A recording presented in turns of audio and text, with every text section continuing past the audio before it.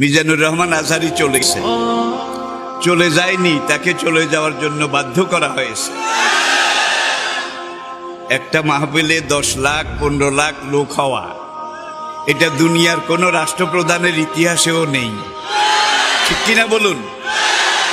আর একজন রাষ্ট্রপ্রধান যখন কোনো এলাকায় যায়, সেখানে রিজার্ভ গাড়ি দেওয়া হয়, জায়গা জায়গা থেকে গাড়ি প্রেরণ করা হয়, সার্ভ করা হয়, তাদেরকে ভাড়া দেওয়া হয়, খানা দেওয়া হয়, গরু জবাই করে একেবারে মোরগ মুসাল্লাম বিরিয়ানি এগুলো দেওয়া হয়। তারপরে যাওয়ার সময় আবার কিছু নগদ হাদিয়াও দেওয়া হয়।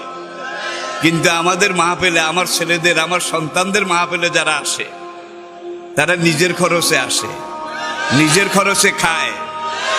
আজকে তাকে এই দেশে থাকতে দেওয়া হয়নি।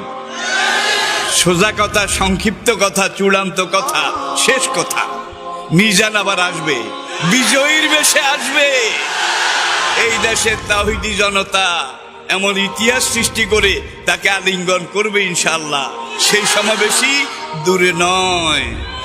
আমাদের সেই দিনী ভাই, আমার সেই সুযোগ্য সন্তান, অচিরে আল্লাহ তাকে আবার আমাদের মাঝে ফিরিয়ে আসার মতো, আনার মতো সৌভাগ্য, পরিবেশ, পরিস্থিতি এটা তিনি যেন দান করেন। সবাই বলুন আমিন।